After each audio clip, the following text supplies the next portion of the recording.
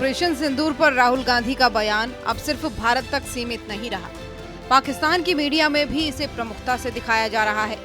राहुल गांधी के पोस्टर और बयान को लेकर हरियाणा के कैबिनेट मंत्री अनिल विज ने राहुल गांधी को गद्दार करार देते हुए कहा कि उन्होंने भारत की तीनों सेनाओं, प्रधानमंत्री और देश का अपमान किया है।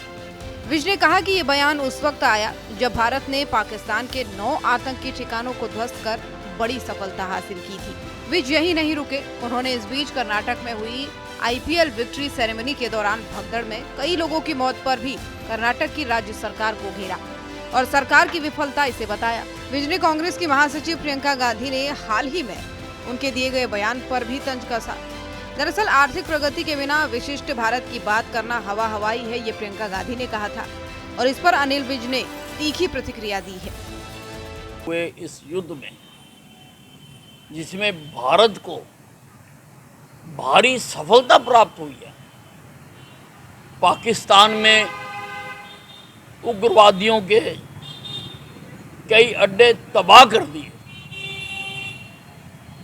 कई एयरबेस तबाह कर दिए। ऐसे में ऐसे शब्दों का इस युद्ध के नायक नरेंद्र मोदी जी के लिए इस्तेमाल करना गद्दारी से कम नहीं है। राहुल गांधी जी को इसके लिए सारे देश से माफी मांगनी चाहिए। स्टैम्पेड हुआ, कई लोगों की मृत्यु हुई, कई लोग ICU में भर्ती हुए, कई वैसे जख्मी हुए जो कि सरासर सरकार की नाकामी है।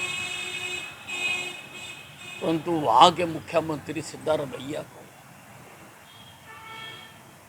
इसको जस्टिफाई करना, प्रियंका गांधी जी शायद जब कांग्रेस का राज होता था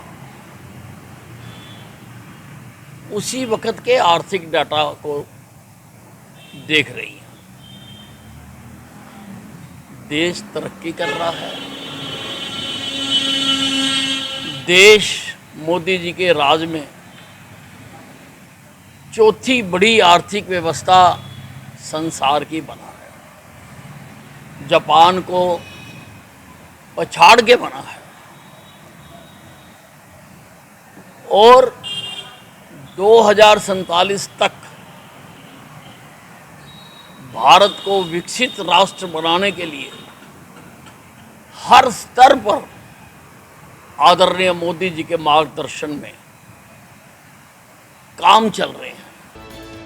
तो एक तरफ पाकिस्तान की मीडिया में राहुल गांधी के बयान की चर्चा है, तो वहीं दूसरी ओर देश के नेता इसे देश के सम्मान और सेनाओं के अपमान से जोड़कर राहुल गांधी पर हमलावर हैं।